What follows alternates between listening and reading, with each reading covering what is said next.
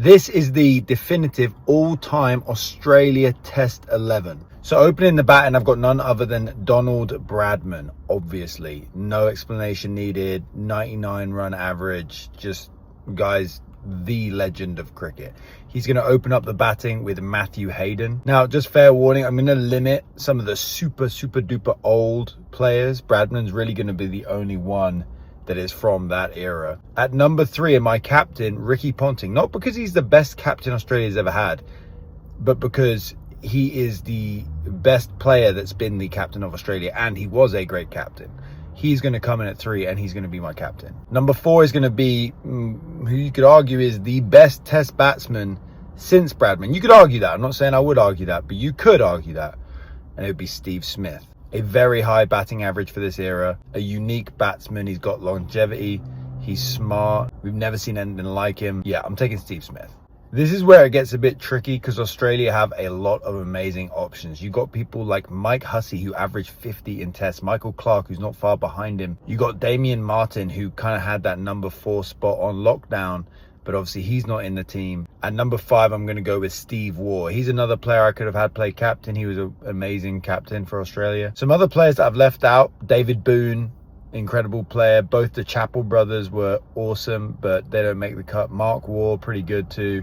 He's not going to be in the team. Now, those players would pretty much get in most other international teams' all-time 11, but as I say, Australian middle order batting is absolutely stacked. Now, number 6, I would have Alan Border, another great cricketing captain for Australia that, man, Australia are kind of going to be loaded up there with leadership. They've got a lot of good leadership, a lot of good cricket minds on their team, a lot of good motivators, and Alan Border is one of those. Number 7 is where we're going to have Adam Gilchrist. Now, Healy was a better wicketkeeper, but Adam Gilchrist is so good at batting and would really flesh out this batting order, this lower order. Number 8, 9, and 10 can go kind of in whichever order. They can all kind of bat a little bit. I'm going to have Shane Warne, Pat Cummins, and Dennis Lillee. Shane Warne's a given. You know, one of the best spinners, if not the best spinner of all time. Dennis Lillee over Thompson. That's just a matter of preference for me. You could pick the other guy if you wanted to, but yeah, he would make it into pretty much any Test 11 too. And Pat Cummins as well, again, handy with the bat. Another guy who could be captain, who's a really conservative captain, a wise cricket player, and a fantastic fast bowler.